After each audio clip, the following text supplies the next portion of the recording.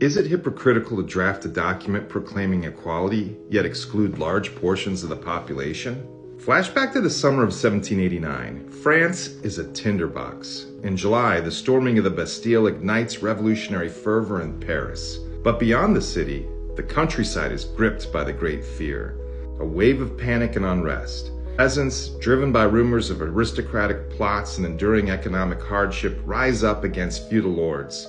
They burn chateaux and destroy records of feudal dues, symbolically tearing down century-old structures of oppression.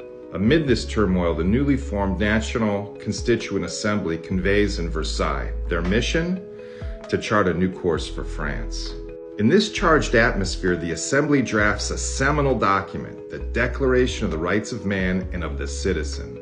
Influenced by Enlightenment ideals and the recent American Revolution, this declaration seeks to articulate the fundamental rights of individuals and the principles of a just society. The Declaration proclaims several core tenets: liberty, asserting that every individual has the freedom to act, speak, and think without unwarranted restraint; property, emphasizing the right to own and enjoy one's possessions without fear of arbitrary seizure; and security, ensuring protection from oppression and unjust treatment; and to resistance to oppression, affirming the right to oppose and resist tyranny.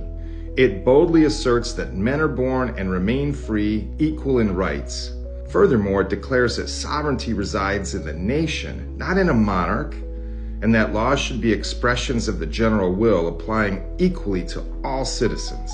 However, despite its progressive language, the Declaration notably excludes significant segments of the population. Women were denied the rights and recognition afforded to men. In response, Olympe de Gouges authored the Declaration of the Rights of Women and of the Female Citizen in 1791, challenging the revolutionaries to extend equality to women. I'll talk about her in a later episode. Enslaved individuals found the principles of freedom starkly contrasted with the continued existence of slavery in French colonies. Abolitionists highlighted this contradiction, emphasizing that true equality couldn't coexist with slavery. Religious minorities such as Protestants and Jews faced ongoing discrimination and weren't initially granted full rights as citizens. Additionally, only those who paid a certain amount of taxes, deemed active citizens, could vote or hold public office, effectively disenfranchising a large portion of the population.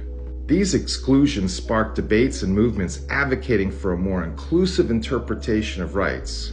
While the Declaration laid the groundwork, it was clear that the journey toward true equality was far from over. The Declaration of the Rights of Man and of the Citizen was a monumental step, but its limitations remind us that the fight for universal human rights is ongoing. It's up to you. If you think other people would find this story interesting, help me get the word out there. Just tap the buttons on the right to like, comment, and share. And follow me, the friendly neighborhood history teacher, for more stories from the past.